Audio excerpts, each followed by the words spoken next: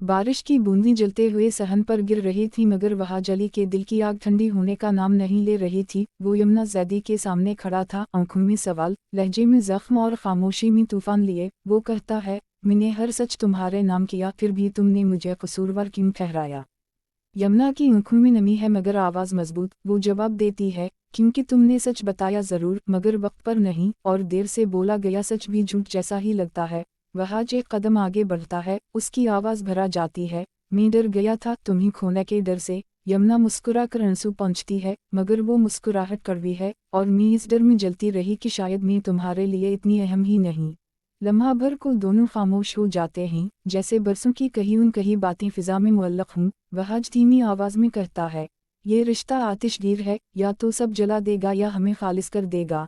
यमुना नजरें उठाकर उसकी तरफ देखती है, फैसला फिर तुम्हें करना है। मैं जलने के लिए तैयार हूँ, मगर आधा सच बर्दाश्त नहीं। बारिश तेज हो जाती है, दोनों के दरमियान फासला कम होता है, मगर दिलों का फैसला अभी बाकी है, और यही फैसला उनकी मोहब्बत को या तो राख बना देगा या मिसाल।